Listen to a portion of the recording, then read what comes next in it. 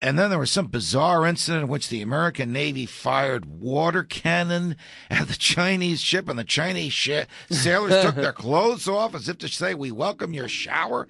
A, that sounds too ridiculous to be true. B, Really what's the did happen. backstory? It happened, What was though. going on? And well, it was in early March, and what happens is that in these areas are in the South China Sea and near Hainan Island are China is doing a rapid buildup of for some years now building a new submarine and naval base there, and of course we know that that's an area where Chinese submarines and undersea craft are operating.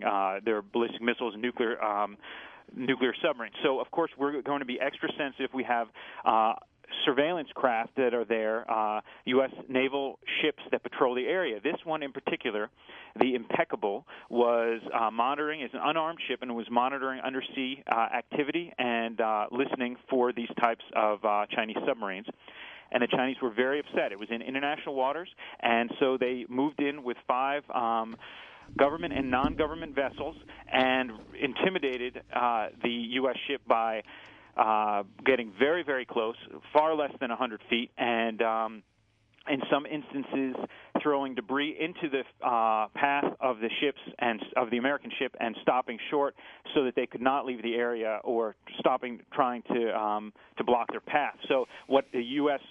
Ship did was at one point started taking their water cannon and shooting at them and trying to do something to get them to leave. Finally, they were able to leave the area, and the Navy then approved within a day. I believe it was within a day they began escorting the ship with a very advanced U.S. Navy guided missile destroyer, and things seem to have settled down since then. How would you describe our relationships with the Barack Obama administration and the current Chinese administration? I think anytime there's a new administration change, there's this type of situation happens where there's some kind of tests from the Chinese to us. You saw this in 2001 with the EP3. Exactly, and now you're seeing it again. So I think there is a testing, but at the same time, I think there is some cause for hope.